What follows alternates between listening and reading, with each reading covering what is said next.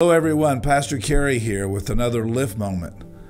Many years ago, there was a popular phrase and expression which actually came from a proverbial story. The expression was called the frog in the kettle. The anecdotal story goes something like this.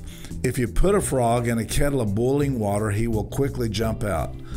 But if you put the frog in a kettle of room temperature and slowly turn up the water and the heat, that the frog won't notice the change due to the subtlety of the water temperature.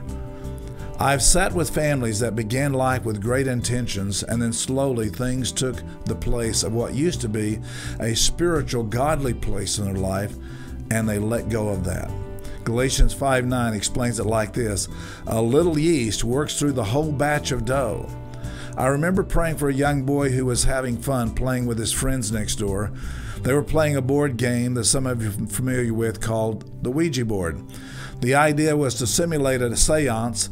The first few times it was funny and it was interesting, and there began to be some reality set into it, and eventually he was enamored with talking to the spirit world. Obviously, the demons were more than willing to play with his mind and eventually led him to being a bully, and a feeling of empowerment came upon him. Also, he felt superior. He felt he could control other people using spells and other dark, curious arts. Thankfully, he was able to get free. He was the frog in the kettle. 1 Peter 2:9 makes this statement: "You're a chosen people, a royal priesthood. You're God's possession, that you may declare the praises of God, who called you out of darkness into light." Most of us can identify with the changes to our nation and perhaps our family over the last couple of decades. Paul says in Galatians 3 like this. The question he was asking the people there said, "Who has bewitched you?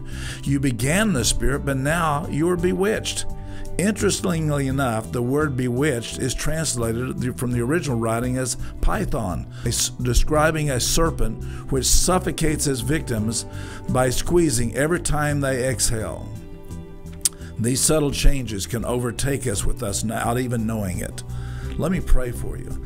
Lord, in a time when there's huge changes in our lives and families and such huge pressure coming upon our children, I pray for the discerning of spirit and wisdom, that we would understand the times and seasons we live in and not take anything for granted.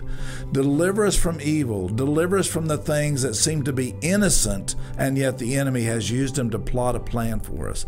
I pray for protection over every family.